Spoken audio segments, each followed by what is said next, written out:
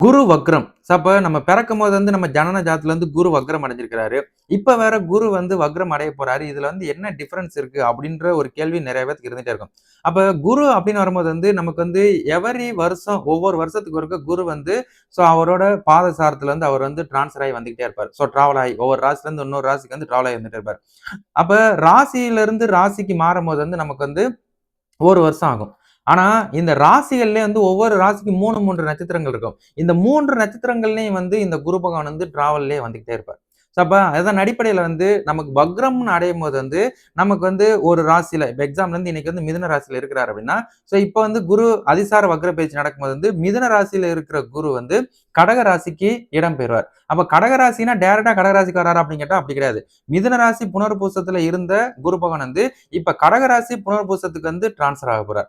இப்ப இந்த கான்செப்ட்ல தான் இன்னைக்கு நிலைமை போயிருக்குது. அப்ப இன்னைக்கு நடக்கிற வக்ர பயிற்சி நமக்கு பிறக்கும் போது ஒரு வக்ர பயிற்சி நடந்திருக்குது.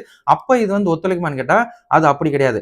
அது பாஸ்ட், அது இறந்த காலம். உங்களோட இறந்த காலத்துல குரு வக்ரம் அடைஞ்சிருக்கிறார் அப்படின்றத நீங்க நினைவு வச்சுக்கோங்க. அப்ப நம்ம பிறக்கும் போது குரு வக்ரம் பெற்றிருக்கிறது. குரு எந்த நட்சத்திரத்துல அவர் சாரம் வாங்கியிருக்கிறார் அப்படின்றத பார்ப்போம். அப்ப அந்த பாத சாரத்தின் அடிப்படையில குரு உங்களுக்கு என்ன மாதிரி செயல்கள் ஆற்றி இருக்கிறார் அந்த வருஷத்துல எப்படின்னா பிறந்து ஒரு வருஷம் நமக்கு குரு பயிற்சிகள்ல இருந்திருப்போம்.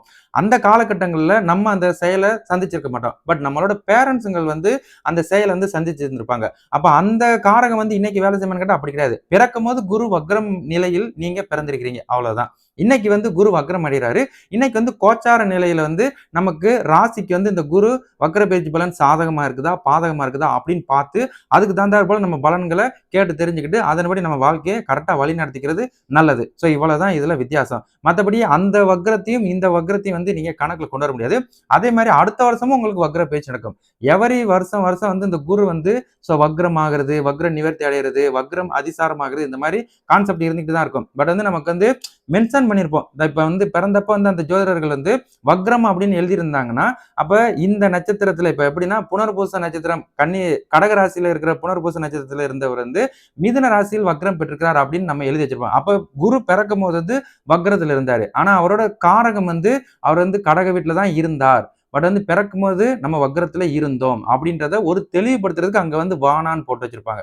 அப்ப அந்த வானான்னு போட்டு வச்சிருந்தா அவர் எந்த நட்சத்திரத்துல பாதம் சாரம் வாங்கியிருந்தார் அப்படின்றத நினைவில் வச்சு அதன்படி பலன்கள் உங்களுக்கு சொல்ற மாதிரி இருக்கும். இவ்வளவுதான் வித்தியாசம். இதை உங்களுக்கு நீங்க லேர்னிங் பண்ண பண்ண இது இவ்வளவுதானா அப்படின்ற ஒரு சிம்பிள் உங்களுக்கு கிடைச்சிடும். சிம்பிள். சரிங்களா?